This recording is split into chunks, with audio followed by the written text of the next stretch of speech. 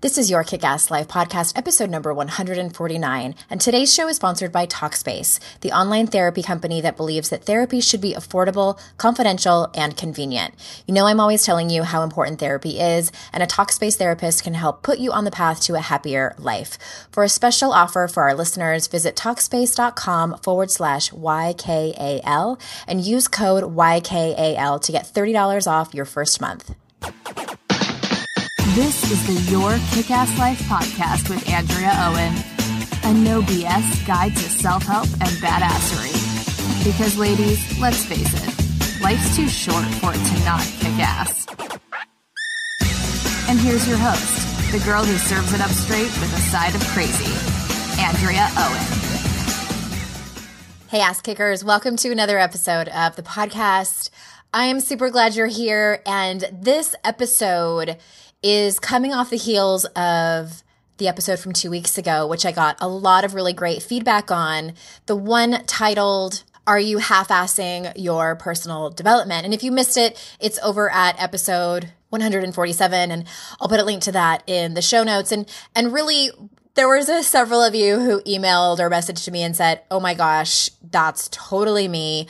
I am guilty of buying a dozen self-help books and not reading them, or starting them and not finishing, or reading them and not implementing, or signing up for online classes or workshops and not really participating, and basically like the idea of personal development, but you don't put it into action. And I talk about the reasons why, etc. So this episode is kind of a follow-up to that. And before I get into it, I do want to mention just real quick that so many of you were so sweet to message me and say that you were thinking of me over my birthday, because I think it was in that same episode I talked about the fact that it was my birthday. My birthday was April 15th, and we went camping that weekend, and I was sort of bracing myself for grief. You know, it's the first birthday I've had since my dad died, and I was kind of really just like waiting for this wave of grief to hit me.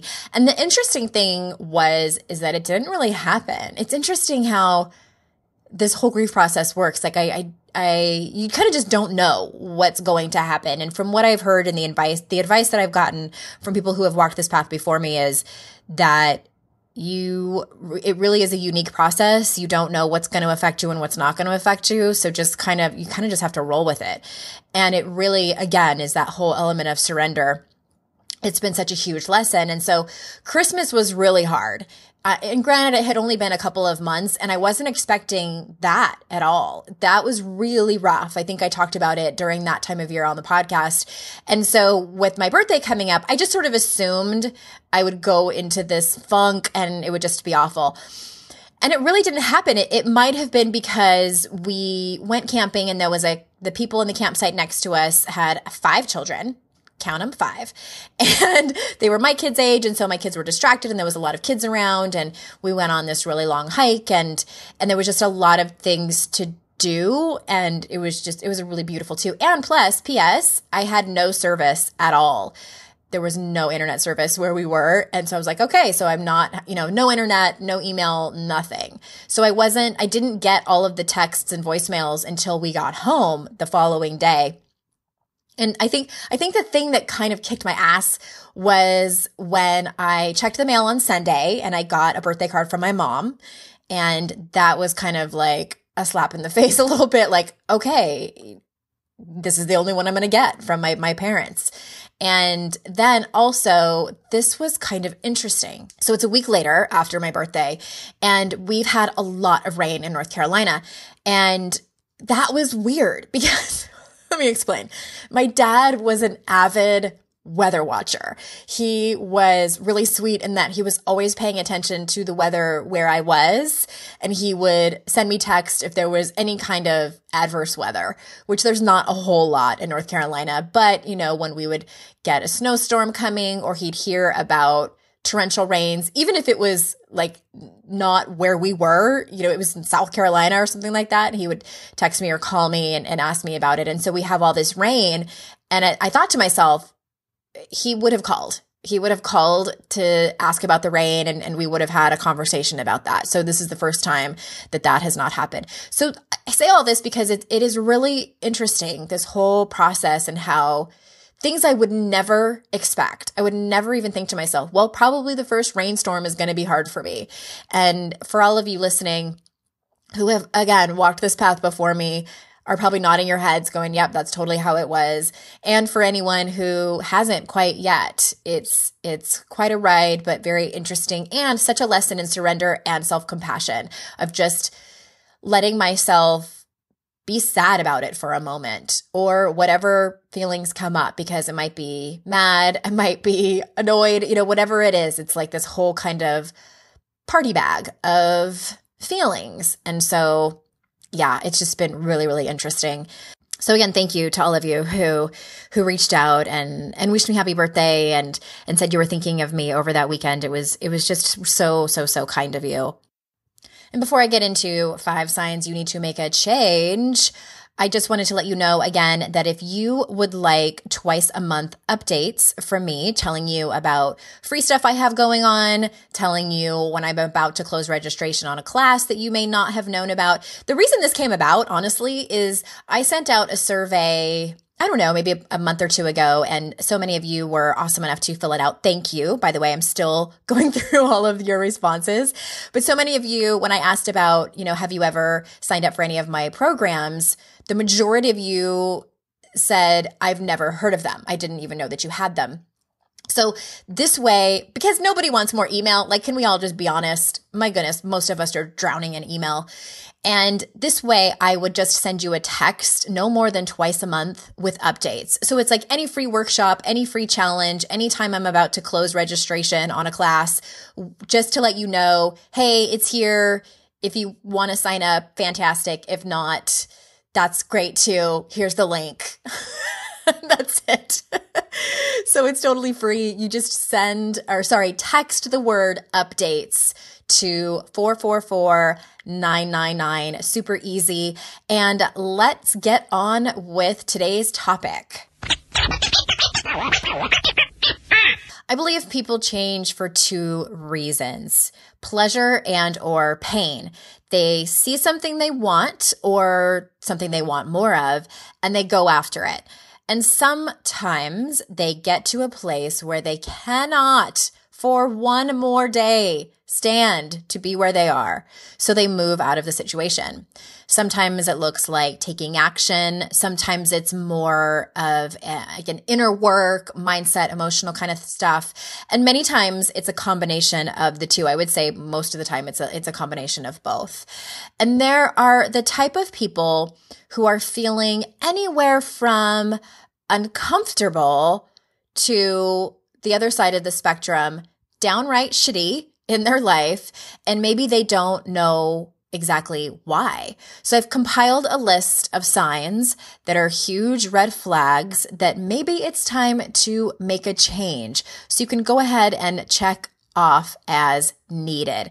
The first sign that you might need to make a change in your life is that you're feeling really, really, really envious of other people's lives. And this one, please pay attention, because this one may or may not be a sign that you need to make a change. So for instance, if you think everyone has it better and easier than you do, you want a marriage like your neighbor, you know that she has a great marriage, you want to love your job like your sister does, you want a more fun life like that one lady that you know on Facebook, you want to dance like the solid gold dancers of 1979, whatever it is you're envying, it means that you want something more in your life, that you admire something about that other person. So why can't you have it? If you think you can't, I call bullshit. Your commitment to can't is simply a story you are married to, a story that you're tied to. So I'm asking you to divorce that story and marry a new one. Seriously, it's all about the story you tell yourself. And on the other side of that same coin, sometimes it's a matter of looking around at your life and realizing you do have everything you need. and shifting to a place of being grateful for it. So this isn't about settling. This is about taking an honest inventory. Because I talk over here a lot about comparisons, and I think it's so incredibly common. I think it's part of the human experience. And I think also that in this day and age of the internet and social media, it's kind of the thing to do on social media. It's become the thing to do on social media, like compare our lives to everyone else's and make up stories why our lives aren't as great as theirs. So before you run off and say, Andrea's right, I need to make a change because I'm envious of so-and-so's life, there's a couple of things I want you to think about.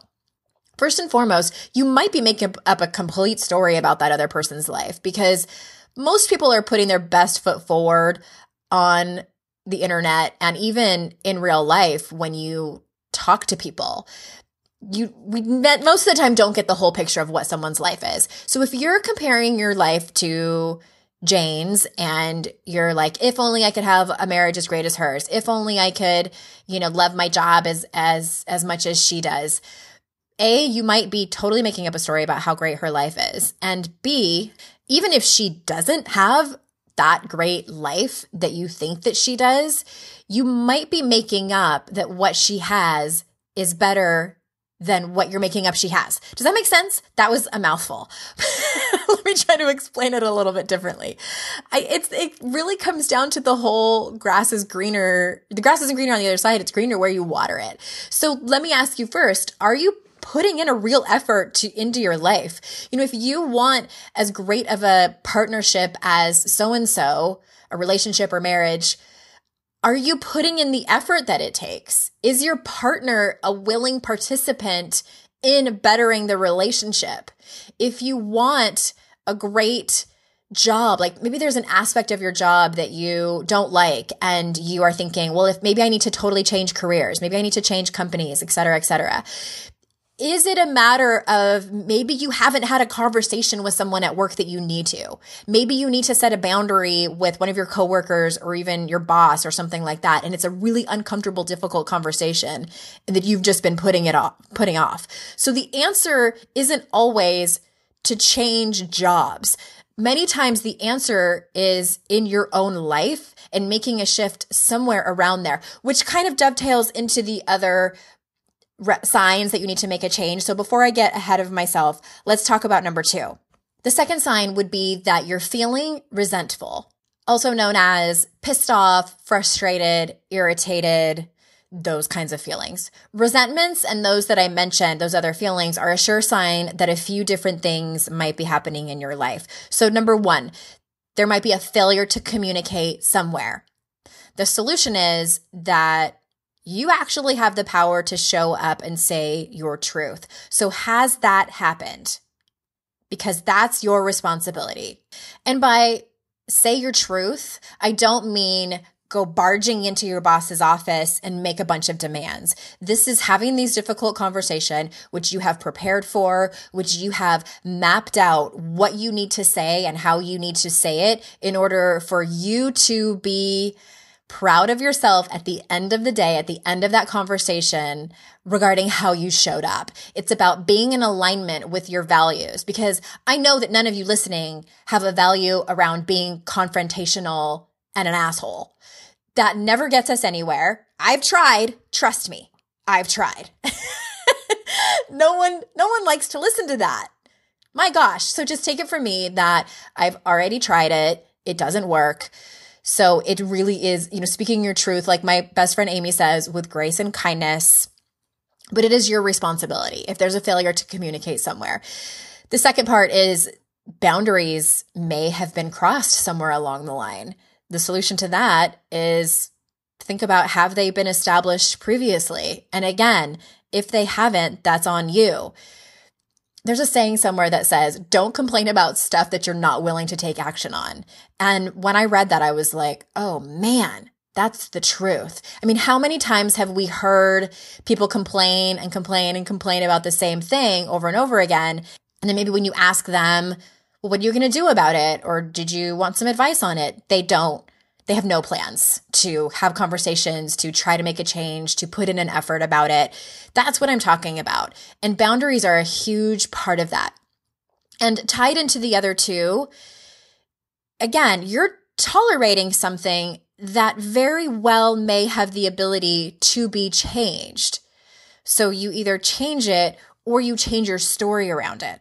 And before I move on to number 3, here is a quick word from our sponsor. People ask me all the time, what are the tools I should use for my small business? There's so many things to manage. Welcome to life being self-employed. Challenging? Yes, but our friends at FreshBooks believe the rewards are so worth it. The working world has changed. With the growth of the internet, there's never been more opportunities for the self-employed. To meet this need, FreshBooks is excited to announce the launch of an all-new version of their cloud accounting software. The all-new FreshBooks is not only ridiculously easy to use, it's also packed full of powerful features like creating and sending professional-looking invoices in less than 30 seconds, setting up online payments with just a couple of clicks and get paid up to 4 days faster, and seeing when your client has seen your invoice to put an end to the guessing games. FreshBooks is offering a 30-day unrestricted free trial to my listeners. To claim it, just go to freshbooks.com/kickass and enter your kickass life in the How Did You Hear About Us section. We all want to feel relief fast. Sometimes that relief comes in spending money, drinking too much wine, or losing ourselves playing Candy Crush Saga. What are you avoiding when you're numbing out on a regular basis? This is sometimes a hard question to answer because many times our immediate response is, I'm just taking the edge off. Okay, well, I want to know, what is the edge? Is it stress? Okay, great. What are you stressed about? And kind of keep asking the questions, why? What about that is insert whatever pain it is that you're feeling. So if you're numbing out because you want to take the edge off and the edge is stress, well, what are you stressed about? Well, I'm stressed about my life. There's so many balls in the air. I'm feeling overwhelmed. Okay, well, what are you specifically overwhelmed about? Well, I'm overwhelmed about work and all of the duties I have there. I'm taking on more and more projects.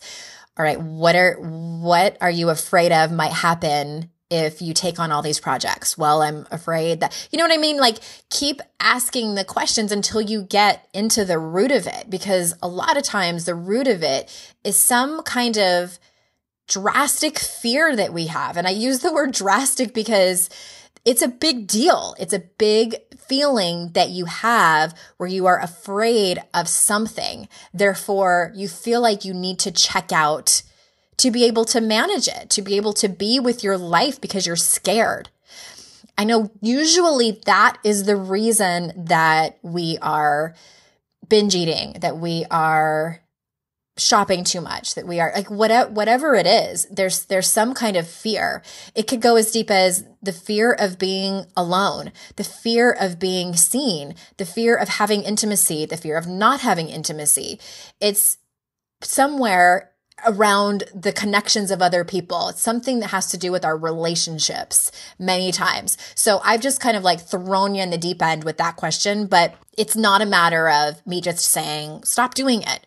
Stop doing that thing that you're doing to numb out. Because if you don't, it's my opinion, I should say, if you don't try to see what's actually underneath it, if you don't try to figure out what the problem is that you're trying to solve by numbing out, then you might as well just keep drinking. Like, I hate to say that, but it doesn't help.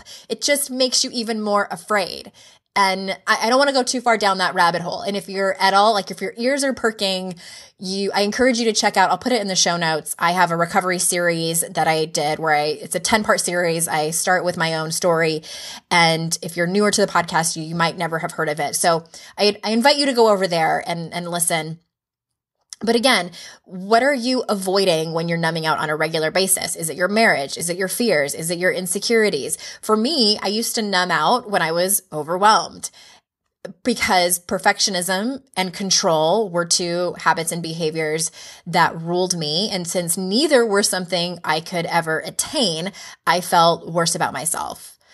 So I drank and I shopped and I dieted in an attempt to gain perfection and control and to numb the feelings of failure and fear. I had so many fears, so many fears. I could fill pages and pages of a journal of all the fears. And then I felt worse and the cycle started all over again. So it was just over and over and over. I was avoiding my real feelings. Surrender, acceptance, and vulnerability scared the holy bejesus out of me. And so rather than facing and feeling them, I numbed out.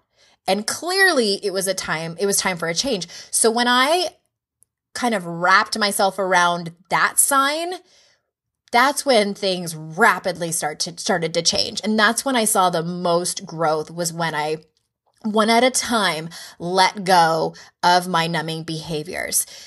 Facing your issues instead of numbing out is scary. I get it. But the truth is that it does not go away if you just ignore it. In fact, it gets worse. I cannot encourage you enough to deal with it. Number 4, the fourth sign you might need to make a change is that this is one of my favorites because I used to do it too, is that you're trying to change everyone else, or at least, even if you're not trying to change everyone else actively, you at least think everyone else needs to change. If everyone else would just do as you say, and stop doing this and stop doing that and just shut the fuck up, your life would be better. The truth is that everyone else's shit is not about you. Deal with your own and keep your side of the street clean. That's a recovery saying that is said a lot in recovery. Deal with your own stuff and keep your side of the street clean. I can't tell you how much better my own life has become since I realized this and stopped. And I have by no means mastered it. It's definitely a one day at a time thing. I, again, can't tell you how much better my life is instead of running around like a lunatic trying to change, trying to fix, trying to tweak and control other people and control my circumstances. What needs to be changed in your life is you dealing with your own issues instead of everyone else's. I like to say, trying to fix everyone else while ignoring your own life is a chicken shit way to feel better. And it doesn't work. So face your own stuff and make that therapy appointment. And P.S., while you're there, watch out for spending the whole hour complaining about everybody else. So the fifth sign that you need to make a change is that your intuition or your gut is telling you you need to make a change. And this one sounds like a no-brainer, but I really felt like I needed to add it. You may already be at that place where your gut and heart are telling you to draw the damn line in the sand and change, but you may not be listening. The fear of change trumps the fear of staying the same. But ask yourself this very important question, and that is, how scary is it to be in the same place 5, 10, or 20 years from now? Is it still as scary as changing? Your intuition is your subconscious mind that always has your back, always knows what's best for you, and always wants to lead you to a place of happiness and fulfillment. But the journey is many times unknown and many times it's crazy scary, so we ignore it or go in the opposite direction. When we go in the opposite direction, many times that looks like self-sabotage, which is for another podcast episode. So again, in regards to your intuition, when has ignoring your intuition ever worked out for you? I know from experience when I have straight up and down ignored my intuition, that shit explodes in my face. It's like the longer I ignore it, I think the worse, the change is. In other words, like I ignore it, and then the universe like has to do something drastic to get my attention. And that has happened to me on more than one occasion. So, and I'm not going to say I've mastered that. There are still times, but they're much more minor. When I ignore my intuition, it might be like a parenting thing or something. And then I'm like, damn it. And again, we sometimes old habits die hard. But there you have it. If you liked this post, I would love for you to share it. The show notes are at yourkickasslife.com/149. You'll see the links to episode 147 on half-assing your personal development, as well as the self-sabotage episode. And thank you so much for being here. Until next time, I will see you out in cyberspace. Bye-bye.